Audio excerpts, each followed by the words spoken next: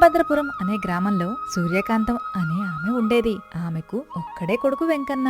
వెంకన్న పుట్టిన 5 సంవత్సరాలకే భర్త పొలంలో పాముకాటుకు గురై మరణిస్తే ఉన్న ఎకరం పొలంలో కాయగూరలు పండించుకుంటూ మిగతా సమయంలో పెళ్లిళ్లకు పేరంటాలకు వంటలు చేస్తూ మగాడిలా కష్టపడి సంసారాన్ని నెట్టుకొస్తూ కొడుకును పెద్ద చేసింది. ఇప్పుడు వెంకన్నకు 20 సంవత్సరాలు. తల్లి ఇంట్లోనే లడ్డూలు, మైసూర్పాకులు, జిలేబీల్లాంటి తీపి పదార్థాలు చేస్తే వాటిని పక్క ఊర్లోని దుకాణాలకు వేసి వస్తూ ఉంటాడు వెంకన్న. రోజు పొద్దునే తట్టలో తినుబండారాలన్నీ పెట్టుకుని నడుచుకుంటూ ఒక్కో రోజు ఒక్కో ఊరు వెళ్లి దుకాణాలకు వేసి వస్తుంటాడు.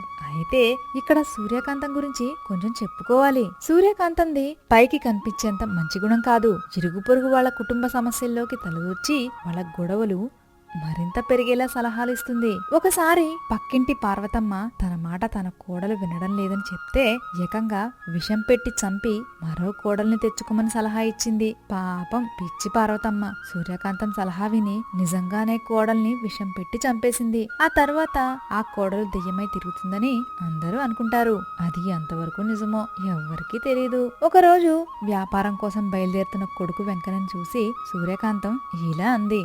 ఒరే నాయనా వెంకన్న, నీకు ఒక మంచి అమ్మాయిని చూసి పెళ్లి చేసేద్దామనుకుంటున్నానురా. నీ ఇష్టమమ్మా. నీ మాట ఎప్పుడైనా నేను కాదన్నానా? నీ ఇష్ట ప్రకారమే కానివ్వు. అది కాదురా, నీకు పెళ్ళయి కోడలు ఇంటికి వస్తే నాకు వంటల్లోనూ ఇంటి పనుల్లోనూ సాయంగా ఉంటుందని నా బాధ. నాకు తెలిసిన వాళ్ళందరికీ చెప్పాను, మంచి అమ్మాయి ఉంటే చూడమని. అబ్బా అమ్మా, ఆ విషయాలని నువ్వు చూసుకో. నువ్వు ఎవరి మెడలో తాళి కట్టమంటే వాళ్ల మెడలో తాళి కడతాను. నాకు సమయం మించిపోతున్నది. పంచదార్ల గ్రామం పోవాలి. అది అసలే అడవిదారి.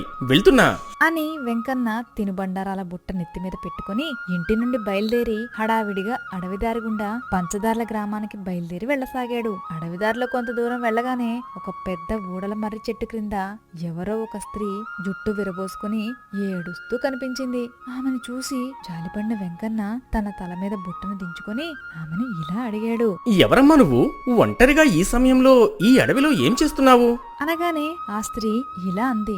ఏమయ్యా, నేను 40 సంవత్సరాల వయసు దానిలా కనబడుతున్నానా? అమ్మా అంటున్నావు. నా వయసు 18 సంవత్సరాలు. నా పేరు చంద్రకాంతం. కనబడ్డలే? కనపడింది గాని స్త్రీని గౌరవించడం మన సాంప్రదాయం కదా, అందుకే అలా అన్నాను. మన్నించండి, కానీ మీరు నా ప్రశ్నకు సమాధానం చెప్పనే లేదు. ఏంటి మీ ప్రశ్న? నా బాధలో ఉండి నేను సరిగ్గా వినలేదు. ఈ అడవిలో ఒంటరిగా ఎందుకు ఇలా కూర్చుని బాధపడుతున్నారు? ఒంటరిగా కాకుండా జంటగా బాధపడ్డానికి నాకెవరున్నారు? మీరు కూడా నాతో కలిసి బాధపడతారా? మీరెవరు? మీ బాధ ఏంటో తెలియకుండా నేనెలా బాధపడతాను? నాకు ముందు చాలా ఆకలిగా ఉంది. తినడానికి ఏమైనా ఉన్నాయా? నా దగ్గర ఏమీ లేదు. నేను వ్యాపారం నిమిత్తం ప్రక్క ఊరు వెళ్తున్నాను. అనగానే చంద్రకాంతం వెంకన్న వ్యాపార నిమిత్తం పట్టుకెళ్తున్న తినుబండారాల బుట్ట వైపు చేయి చూపించి ఇలా అంది. మీరెందుకు నాకు అబద్ధం చెప్తున్నారు? మీరు తీసుకువచ్చిన బుట్ట నిండుగా తినుబండారాలున్నాయి. వాటిని నాకు పెట్టండి, ఆకలిగా ఉంది. అమ్మో, అవి నేను కూడా ముట్టుకోను. పక్క ఊరి దుకాణాలకు వాటిని అమ్మాలి. సరే, వాటిని అమ్మితే మీకు ఎంత వస్తుంది? సుమారుగా 500 రూపాయలు. సరే అయితే నేను దానికి రెట్టింపు ఇస్తాను, నాకివ్వండి అని చంద్రకాంతం మర్రి త్వరలో చేయి పెట్టి 1000 రూపాయలు తీసి వెంకన్నకు ఇచ్చింది. వెంకన్న ఆశ్చర్యంగా చూస్తూ ఇలా అన్నాడు. అదేంటి, డబ్బు మర్రి చెట్టు త్వరలో నుండి తీశావు? ఇంతకీ నువ్వెవరు? నది పక్కూరు పాపన్నపాలెం. నాకు పెళ్లి జరగాక మా అత్త తాను చెప్పిన పనులన్నీ సరిగ్గా చేయడం లేదని, తన మాట వినడం లేదని నన్ను చంపేసిందే. ఏంటి, చంపేసిందా? మీకు అలా వినబడిందా? మా అత్త నన్ను ఇంటి నుండి తరిమేసింది. పెళ్ళయ్యాక అత్తారిల్లే అన్నీ కదా ఆడపిల్లకి. అందుకే అమ్మగారింటికి కూడా వెళ్ళలేక ఇలా అడవిలోకి వచ్చి ఒంటరిగా ఏడుస్తున్నాను. ఈలోగా మీరొచ్చారు. ఉండండి, ఆకలేస్తుంది, తిన్నాక మాట్లాడుకుందాం అని చంద్రకాంతం తీపి తినుబండారాల బుట్ట దగ్గరకు తీసుకుని క్షణంలో అందులోని లడ్డూలు, మైసూర్పాకులు, జిలేబీలు అన్నీ తినేసింది. అది చూసి కంగారుగా నోరెళ్లబెట్టి వెంకన్న ఇలా అన్నాడు. అదేంటి, నువ్వు మనిషివా దెయ్యానివా? కనీసం 4 మనుషులైనా 4 గంటలు తినాల్సిన తినుబండారాలు క్షణంలో తినేశావు. అనగానే తనను తాను పైనుండి క్రింది వరకు చూపిస్తూ చంద్రకాంతం ఇలా అంది. ఇంత అందంగా ఉన్న నన్ను దయ్యమంటావా? మీ మనసెలా ఒప్పింది? అలా అనడానికి నాకు బాగా ఆకలిగా ఉన్నప్పుడు ఏదైనా క్షణంలో తినేస్తాను. ఏమో ఈ అడవి మధ్యలో ఒంటరిగా నువ్వు నీ వాలకం చూస్తుంటే నాకేదో భయంగా ఉంది. నన్ను వదిలేయ్, వెళ్ళిపోతాను. నేను మిమ్మల్ని ఎక్కడ పట్టుకున్నాను? అయినా భయమెందుకు? నేను భంగపడిన అమ్మాయిని, ఏ దారి తెలియక ఇక్కడ కూర్చున్నాను. నన్ను మీతో తీసుకెళ్తారా? నేను వంటలన్నీ బాగా చేస్తాను. మీ అమ్మగారిని ఒప్పించి మనం పెళ్లి చేసుకుందాం. పెళ్ళైన దానివి మళ్ళీ నీతో పెళ్ళా? అస్సలు కుదరదు. అనుకున్నాను, మీరిలా అంటారని అనుకున్నాను. నాకింకా పెళ్లి కాలేదు. ఇంట్లో వాళ్ళు ఇష్టం లేని పెళ్లి చేయాలని చూస్తుంటే నా నగలన్నీ తీసుకుని పారిపోయి వచ్చి ఏం చెయ్యాలో తెలియక ఇక్కడ కూర్చున్నాను. ఇంతలో మీరొచ్చారు. ఒక్క నిమిషం అని చంద్రకాంతం లేచి మళ్ళీ మర్రి చెట్టు త్వరలో చెయ్యి పెట్టి ఒక మూట తీసింది. వెంకన్నని చూస్తూ ఇలా అంది, ఇదిగో ఇవన్నీ నా నగలు. పుట్టింటి నుండి తెచ్చుకున్నాను. చాలా ఖరీదైనవి. ఈ నగలు చూస్తే మీ అమ్మ ఖచ్చితంగా మన పెళ్లికి ఒప్పుకుంటుంది అని మూట విప్పి నగలు చూపిస్తూ చంద్రకాంతం ఇంకా ఇలా అంది, ముందు నువ్వు నన్ను మీ ఇంటికి పనమ్మాయిగా తీసుకెళ్ళు. తర్వాత మీ అమ్మని నేను దారిలో పెట్టుకుని నీకు పెళ్ళన్నవుతాను. ఏమంటావ్? ఏమంటాను? నువ్వు ఇంతగా విడమరిచి చెప్తుంటేనే నువ్వు నాకు నచ్చావు. ఇంటికి వెళ్ళాక మిగతా విషయాలని నువ్వే చూసుకోవాలి. వెంకన్న వంక అదోలా చూస్తూ చంద్రకాంతం ఇలా అంది, అందుకేగా మిమ్మల్ని ఇంటికి తీసుకెళ్లమంది. తప్పకుండా అన్ని విషయాలు నేను చూసుకుంటాను. సరే పద అన్నాడు. వెంకన్నతో పాటు ఇంటికి వచ్చిన అమ్మాయిని చూసి సూర్యకాంతం వెంకన్నని ఇలా అడిగింది, ఎవడ్రా ఈ అమ్మాయి నీ వెంట పెట్టుకునొచ్చావు? ఈ అమ్మాయిది పక్క ఊరు పాపయ్యపాలెం. పేరు చంద్రకాంతం. నేను పట్టుకెళ్లిన సరుకంతా రెట్టింపు ధరకు అమ్మించింది. ఇదిగో 1000 రూపాయలు అని సూర్యకాంతంకు డబ్బులు ఇస్తూ ఇలా అన్నాడు. పాపం ఈ అమ్మాయికి ఎవ్వరూ లేరట. నువ్వు రోజు చేసే వంటలన్నీ ఒంటి చేత్తో చేస్తుందట. పాపం నువ్వు రోజు ఒక్కదానివే కష్టపడుతున్నావు కదా, అందుకే నీకు సాయంగా ఉంటుందని తీసుకొచ్చాను అనగానే చంద్రకాంతం సూర్యకాంతంని చూసి దండం పెడుతూ ఇలా అంది, దండాలు అత్తమ్మా. పని మనిషిగా వచ్చిన దానివి అత్తమ్మ ఏంటే? అమ్మగారు అని పిలువు. రేపొద్దున నా పనితనం నచ్చి నా మూటా నచ్చి మీరు నన్ను మీ కొడుక్కి పెళ్ళంగా చేసుకున్నారనుకో, అప్పుడు అత్తమ్మే అవుతారు కదా. అదన్నమాట సంగతి. చంద్రకాంతం చేతిలో ఉన్న బంగారు నగల మూట వంక చూస్తూ సూర్యకాంతం ఇలా అంది, అవును, నీ చేతిలో మూటేంటి? అందులో ఏమున్నాయి? అవన్నీ రేపు తీరిగ్గా మాట్లాడుకుందాం అత్తమ్మా, సరేనా? సరే, నువ్వు లోపలికి వెళ్ళి ఆ మూల గదిలో ఉండు. రేపటి నుండి మన పని మొదలెడదాం. తప్పకుండా నీ పని రేపటి నుండి మొదలు పెడతా. ఏమన్నావ్? ఏం లేదత్తమ్మా, అలాగే అన్నా అని గదిలోకి పోయింది చంద్రకాంతం. చంద్రకాంతం గదిలోకి వెళ్లిపోయిన తర్వాత కొడుకు వెంకన్నని చూస్తూ ఇలా అడిగింది సూర్యకాంతం, ఏరా నాయనా వెంకన్న, ఆ పిల్ల తెచ్చిన మూటలో ఏమున్నాయి? బోలెడన్ని నగలున్నాయమ్మా. ఆ పిల్ల నన్ను పెళ్లి చేసుకోవాలనుకుంటున్నది. నువ్వేమంటావోనని భయపడి పని మనిషిని చెప్పాను.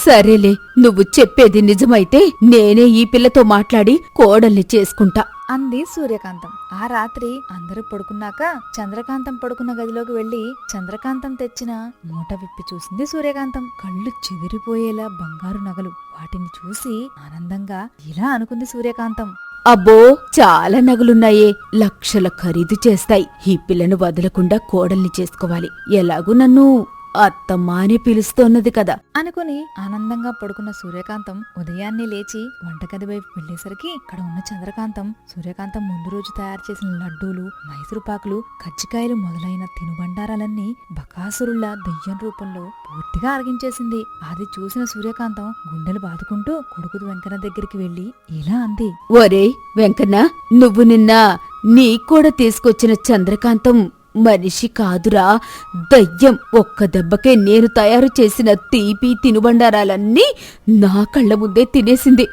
ఒకసారి నువ్వు కూడా వచ్చి చూడు అంటూ వెంకన్నతో కలిసి వంట దగ్గరకు రాగానే చంద్రకాంతం తినేసిందనుకున్న తినుబండారాలన్నీ యథాతథంగా ఉన్నాయి. వాటిని చంద్రకాంతంను మార్చి చూస్తున్న సూర్యకాంతంను చూసి చంద్రకాంతం ఇలా అడిగింది. అనగానే సూర్యకాంతంని చూసి అదోలా నవ్వుతూ చంద్రకాంతం ఇలా అంది, నేనేమైనా దయ్యన్నా అన్ని తీపి తినుబండారాలు తినడానికి? అయినా ఒకవేళ తింటే ఇవన్నీ మళ్ళీ ఎలా వస్తాయి? మా అమ్మ ఏదో పీడకల కని ఉంటుందిలే చంద్రకాంతం. నేను తొందరగా వ్యాపారానికి పోవాలా. అన్నీ సిద్ధం చెయ్యి.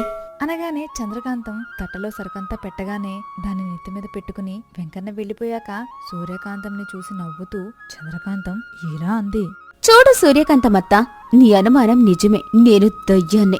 నీ సలహా విని విషం పెట్టి చంపేసిన పక్కింటి పార్వతమ్మ కోడల్ని. నా కోరికలు తీర్చడానికి, నీ కోడలుగా నిన్ను సాధించడానికి, మా అత్తకి ఇచ్చిన లాంటి సలహాలు మళ్ళీ ఎవ్వరికి ఇవ్వకుండా ఉండడానికి పక్క ఊరు పాపయ్యపాలెం జమీందారు కూతురులా ఆవహించి వచ్చాను. రేపు మా వాళ్ళొస్తారు. నీ కొడుక్కిచ్చి నన్ను పెళ్లి చెయ్యకపోయావో నీ పీక పిసిక చంపేస్తా. ఈ విషయం ఎవరికీ తెలియకూడదు. అర్థమైందా?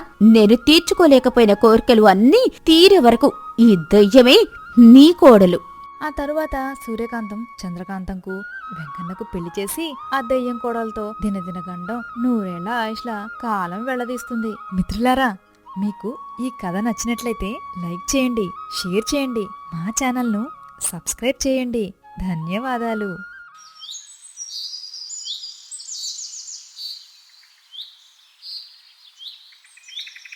రోజులానే అత్త సూర్యకాంతం ఉదయం 11 గంటలకు లేచి కాఫీ తాగాలని గదిలోంచి బయటికి వస్తుంది. బయటికి వచ్చిన అత్తని చూసి కోడలు సూర్యకాంతం దగ్గరికి వస్తుంది ఫాస్ట్ గా.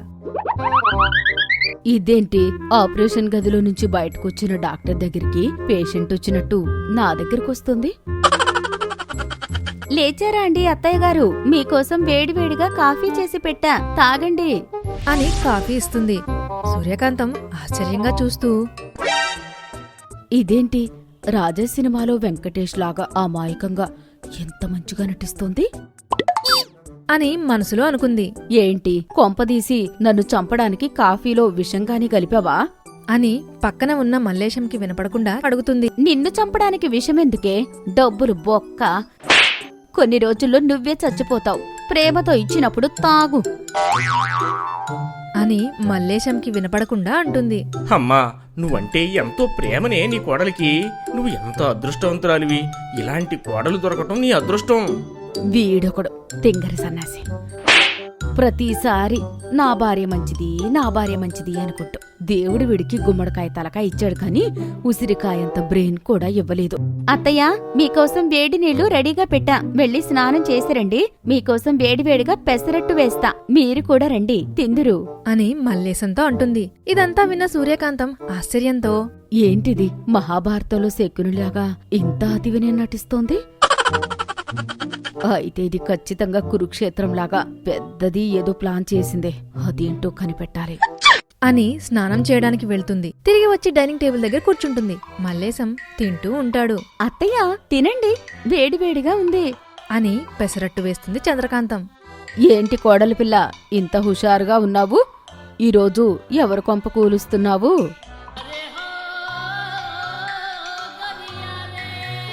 అని మెల్లగా మల్లేశానికి వినపడకున్న చంద్రకాంతంతో సైలెంట్ గా అంటుంది. నీ కొంపే కూలుద్దామని అనుకుంటున్నానే దొంగ సచ్చిందానా. పెట్టింది మూసుకొని తిను, లేదంటే నీకు పెట్టకుండా అన్ని కుక్కకే వేస్తా అని మల్లేశం దగ్గరికి వెళ్లి చట్నీ వేసి ఇలా అంటుంది. ఏమండి, మా అమ్మా నాన్నల్ని చూడాలనుందండి, మా ఇంటికి వెళ్లి వస్తానండి. అమ్మ దొంగముకుందానా, పొద్దున్నుంచి సీతమ్మ వాకిట్లో సిరిమల్లె చెట్టు మూవీలో వెంకటేష్ మహేష్ బాబులు పెళ్లిలో హడావిడి చేసినట్లు కాఫీలు టిఫిన్లు ఇచ్చి హడావిడి చేసింది దీనికోసమేనా? దీన్ని పుట్టింటికి వెళ్లకుండా ఎలాగోలా ఆపాలి అని తన మనసులో అనుకుంటుంది సూర్యకాంతం. చంద్రకాంతం సూర్యకాంతం వైపు చూస్తూ, నువ్వు ఏం చేసినా నన్ను పుట్టింటికి వెళ్లకుండా ఆపలేవు. ఎందుకంటే నేను 1,000,000 మంది కోడలిలో ఒక్కదాన్ని కాదు, 1,000,000 మందికి ఒక కోడల్ని అని మనసులో అనుకుంటుంది. సూర్యకాంతం తన కొడుకు మల్లేశం ఎక్కడ వెళ్ళమంటాడో అని భయంతో తనకంటే ముందే, ఎలా వెళతావమ్మా? రేపు వీడికి ఏదో మీటింగ్ ఉంది కదా, ఉదయాన్నే వెళ్ళిపోవాలి. నువ్వు పోతే ఎవరు వండి పెడతారు? చంద్రకాంతం కోపంతో సూర్యకాంతం వైపు చూస్తూ, అమ్మా, ఇది ప్లాన్ చెడగొట్టేలా ఉందే అని మనసులో అనుకుని, మీరు ఉన్నారు కదా అత్తయ్య, నాకన్నా మంచిగా వండి పెడతారు. మీరు వంట చేస్తే 10 ఊర్ల వరకు సువాసన వస్తుందంట కదా. 10 ఊర్ల వరకు స్మెల్ రావడానికి అది వంట అనుకుంటున్నావా, లేక ఊరి బయట పెంట అనుకుంటున్నావా? నీకు చెప్పిన ఆ మొదనష్టపది ఎవరు? ఇంకెవరు? ఆ మొదనష్టపది వేరే ఎవరో కాదు, మీరే అత్తయ్యా. పెళ్ళైన కొత్తలో చెప్పారు కదా, మర్చిపోయారనుకుంటా. అది విన్న సూర్యకాంతం కవర్ చేయడానికి ఇలా అంటుంది. వయసు అయిపోతోంది కదా అమ్మా, మర్చిపోయి ఉంటాలే. అయినా ఇప్పుడు నేను ఎక్కడమ్మా వండి పెట్టేది? మొన్న హాస్పిటల్కి వెళ్తే డాక్టర్ గారు ఎక్కువసేపు నుంచోవడం, తిరగడం, అలాగే వంటగదిలో ఉండొద్దని చెప్పాడు. లేకపోతే ఆరోగ్యం పాడవుతుందని చెప్పాడు. అది నిజమే కదా చంద్రకాంతం. అమ్మ ఆరోగ్యం ఇప్పుడు బాగలేదు కదా. ఆరోగ్యం బాగయ్యాక వెళుదూలే అని చెయ్యి కడుక్కోవడానికి వంటగదిలోకి వెళ్తాడు. వెంటనే సూర్యకాంతం చంద్రకాంతం వైపు చూస్తూ, అత్త అంటే అందరి అత్తల్లాగా మెత్తగా ఉంటుందనుకుంటున్నావా? కొడితే సుత్తి కన్నా గట్టిగా దెబ్బ తగులుతుంది. పుట్టింటికి వెళ్తుందంట. పుట్టింటికి కాదు కదా, నిన్ను ఎదురింటికి కూడా వెళ్ళనివ్వకుండా చేస్తా నేను తలుచుకుంటే. వసే ముసలి పేన్గా నన్ను నా ఇంటికి వెళ్లకుండా ఆపుతావా? ఉండు, నీ పని చెబుతా. కావాలని మల్లేశానికి వినపడేలా గట్టిగా ఏడుస్తూ, నా మీద బెంగతో మా అమ్మ సరిగ్గా అన్నం తినడం లేదు. మా నాన్న ఉదయాన్నే ఫోన్ చేసి రమ్మన్నాడు. సరేలే అండి, మా అమ్మ నాన్న ఏమైపోతే మీకెందుకు అని ఏడుస్తూ ఉంటుంది. మల్లేశం చంద్రకాంతం బాధ చూడలేక, సరే ఒక పని చెయ్యి, మీ అమ్మా నాన్నని మన ఇంటికి రమ్మను, 2 రోజులు ఉండిపోతారు అని అంటాడు. అది విన్న చంద్రకాంతం వెంటనే సంతోషంతో, మీరు ఎలా అంటే అలా అండి అని సూర్యకాంతం వైపు చూసి, ఇప్పుడు ఆపు, ఎలా ఆపుతావో చూస్తా. కోడలంటే కోడి పిల్లలాగా సైలెంట్గా ఉంటుందని అనుకుంటున్నావా? నా దగ్గర నీ పప్పులు ఉడకవే దొంగ సచ్చిందానా అని బయట తిప్పుతూ ఉంటుంది. నువ్వు కోడలు కాదు, అడవిలో ఉన్న తోడేలు. దానికన్నా నువ్వే డేంజర్. బోయపాటి సినిమాలో హీరోయిన్ లాగా ఏడుస్తూ ఏం నటించావే. ఇది తెలియక ఆస్కార్ ఎవరెవరికో ఇస్తున్నారు. నీకివ్వాల్సిందే వగలాడి. వగలాడి గిగలాడి అంటే కొడితే ఫేస్ చట్నీ అవుతుంది. ఇంకొంచెం గట్టిగా కొట్టు, ఇడ్లీ కూడా అయ్యేలా 2 కలుపుకొని తింటా అని వెటకారంగా అంటుంది. అమ్మా నేను ఆఫీస్కి వెళ్ళొస్తా అని మల్లేశం ఆఫీస్కి వెళ్ళిపోతాడు. చంద్రకాంతం వాళ్ళ అమ్మా నాన్న, తమ్ముడు ఇంటికి వస్తారు. చంద్రకాంతం తమ్ముడు వచ్చి రాగానే సూర్యకాంతంని చూసి, మీరింకా పోలేదా అత్తయ్యా?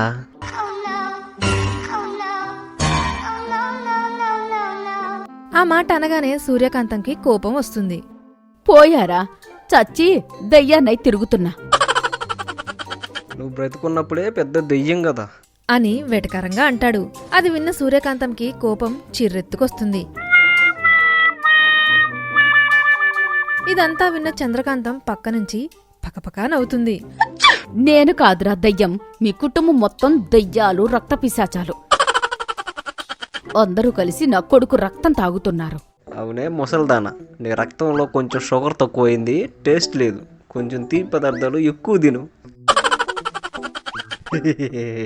ఇన్ని రోజులు దీనికే పొగరు అనుకున్నా. వీళ్ళ కుటుంబం మొత్తానికి పొగరు.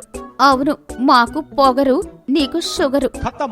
సరిపోయిందని అప్పుడే చంద్రకాంతం వాళ్ళమ్మ సూర్యకాంతం దగ్గరికి వచ్చి బాగున్నారా అని అంటుంది. దానికి సూర్యకాంతం, ఇప్పటిదాకా బాగానే ఉన్నా, ఇప్పుడు మీరొచ్చారు కదా, ఇంకా దరిద్రం వచ్చినట్టే. నిన్ననే పూజారి చెప్పాడు, కొన్ని రోజుల్లో మీ లైఫ్లోకి శని వస్తుంది అని. అది ఎవరో ఇప్పుడు మీరొచ్చాక అర్థమైంది. దీని నోట్లో అనవసరంగా నోరు పెట్టా, బుద్ధి తక్కువై. నా నోట్లో నోరెందుకు పెడతావే? మీ ఆయన నోట్లో పెట్టు, బాగుంటుంది. ఇంత వయసు వచ్చినా సిగ్గు లేకుండా ఎలా మాట్లాడుతుందో చూడండి.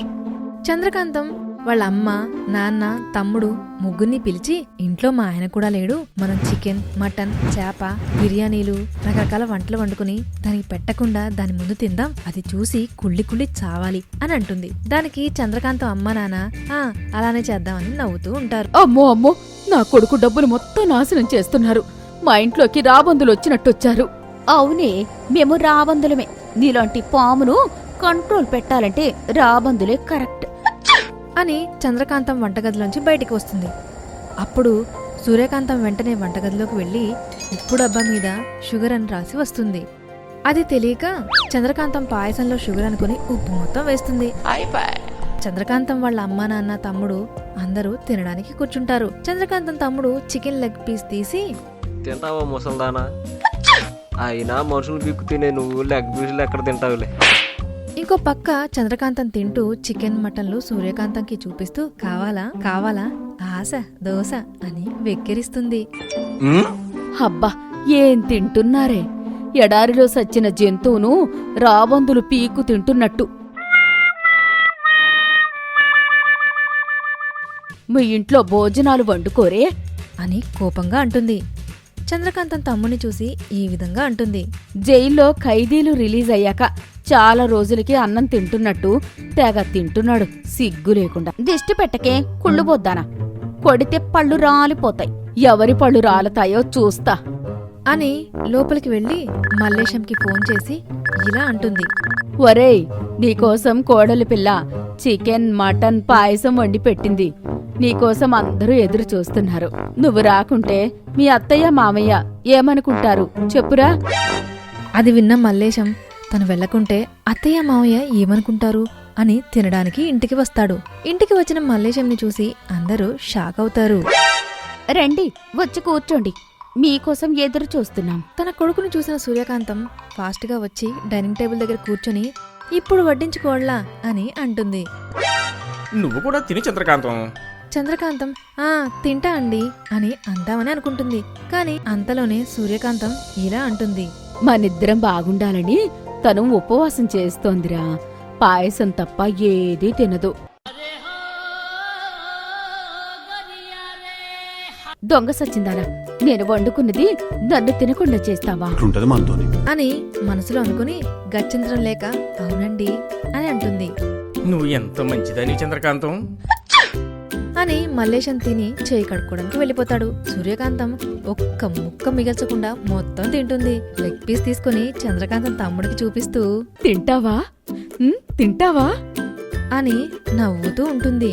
ముసల్దానా ఎంత పని చేసేవే. అలా తింటున్నావేంటే? నీది కడుపా లేక ఖమ్మం చెరువా? చెరువో లేక పోలవరం ప్రాజెక్టు నీకెందుకు, నా కడుపు నా ఇష్టం అని మొత్తం తిని చేయి కడుగుతుంది. చంద్రకాంతం గత్యంతరం లేక పాయసం తినాలనుకుంటుంది. కొంచెం నోట్లో పెట్టుకుని వెంటనే ఉమ్మేస్తుంది. ఏంటి కోడలి పిల్ల, ఉప్పు కొంచెం తక్కువయిందా అని వెటకారంగా నవ్వుతూ గదిలోకి వెళ్తుంది. ఓసే, ఇది మొత్తం నీ పనా, చెప్తానే అని భోజనం వైపు చూసి ఏడుస్తూ ఉంటుంది. Tota Magic TV. Please like, share and subscribe my channel. Tota Magic TV. Please like, share and subscribe my channel.